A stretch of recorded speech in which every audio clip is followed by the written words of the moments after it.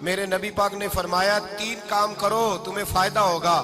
حضرت عبدالرحمن ابن عوف فرماتے ہیں میں نے اس کا تجربہ کیا اس حدیث کا, اور آپ فرمایا کرتے تھے مجھے اللہ کی عزت کی قسم جو میرے نبی نے کہا حق اور سچی کہا ہے, حق اور سچ کا ہے. حضور سید عالم صلی اللہ علیہ وسلم نے فرمایا صدقہ دینے سے مال کم نہیں ہوتا. صدقہ دینے سے مال جی کیا کرنے سے, یہ وعدہ ہے نبی پاک کا. صدقہ دینے سے پیسے, اچھا بتائے نا جی مجھے 1000 میں سے 500 دے دیا تو باقی کتنے رہ گئے؟ تو حضور فرما رہے ہیں کم نہیں ہوتے. 1000 دے دیا تو باقی کتنا بچا؟ نہیں بھائی, میرے محبوب فرماتے ہیں تو اللہ کے رستے میں 1 دے وہ تجھے 700 گنا کر کے واپس عطا فرمائے گا. نبی پاک نے فرمایا صدقہ دینے سے مال کم نہیں ہوتا, اور فرمایا معذرت کرنے سے عزت میں کمی نہیں آتی. معذرت کرنے سے عزت میں کمی, اللہ اکبر, معذرت کرنے سے عزت میں کمی. اور حد کر دی میرے حبیب نے, فرمایا تو رب کی رضا کے لیے عاجزی کر, تیرے نبی کا وعدہ ہے اللہ تجھے عزت عطا فرما دے گا.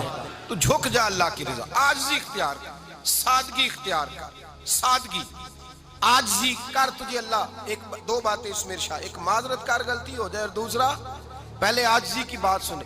حضرت عمر بن عبدالعزیز بادشاہ تھے, سوئے ہوئے تھے, غلام بھی پاس آرام کر رہا تھا, مہمان بھی آئے تھے. غلام کی ڈیوٹی تھی ہر وقت حضرت کے پاس رہنا. اب سوئے ہوئے ہیں, دیر ہو گئی, غلام بیچارہ تھوڑا تھوڑا اونگ آتے آتے سو گیا. حضرت چراغ روشن تھا, کچھ لکھ رہے تھے, مہمان بیٹھا تھا, خادم سو گیا. اب چراغ نہ آہستہ آہستہ گل ہو گیا, بجھ گیا. حضرت اٹھے, بوڑھے آدمی تھے, چراغ صحیح کرنے. مہمان کہنے لگے حضور میں نہ کر دوں, میں نہ کر دوں. کہنے لگے نہیں تم مہمان ہو, مہمان سے خدمت نہیں لی جاتی.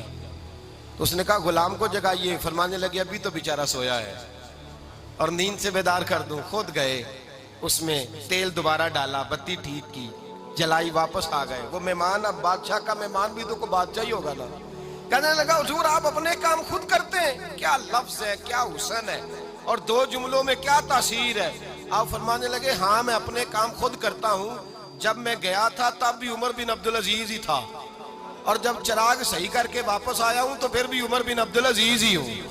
میرے اندر کوئی تبدیلی آئی, میں وہی ہوں جو گیا تھا.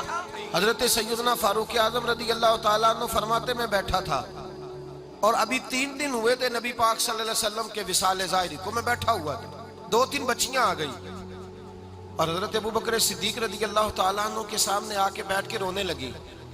جناب صدیق اکبر رضی اللہ تعالیٰ کا بچیوں روتی کیوں ہو؟ تو کہنے لگے آپ خلیفہ بن گئے ہیں. جب سے ہمارے ابا کا انتقال ہوا تھا ہمارا ذریعہ معاش یہ تھا کہ ہم نے بکریاں رکھی ہوئی تھی. آپ روز آتے تھے, بکریوں کا دودھ دھوتے تھے, ہم پی بھی لیتی تھی, بیچ کے گزارا بھی کر لیتی. اب آپ تو خلیفہ بن گئے, کون آیا کرے گا؟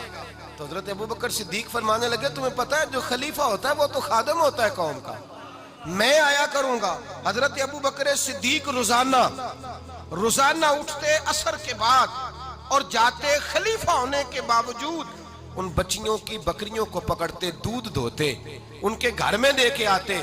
حضرت فاروق اعظم جب بھی دیکھتے تو کہتے ابو بکر تو پیچھے آنے والوں کے لیے رستہ بڑا مشکل کر رہا ہے, بڑا مشکل کر رہا ہے. جگر راہ وفا میں نقش ایسے چھوڑ آیا ہوں, میں جس منزل سے گزرا ہوں وہ اب تک یاد کرتی ہے. حضرت سلمان فارسی رضی اللہ تعالیٰ عنہ صوبے کے گورنر تھے, سادہ سا لباس پہن کر, سادہ سا, بس اسٹاپ پہ کھڑے تھے, جہاں سے لوگ اندر داخل ہوتے تھے, جہاں سواریاں باندھی جاتی تھی, آج ہم اپنے زبان میں اسے بس اسٹاپ کہتے.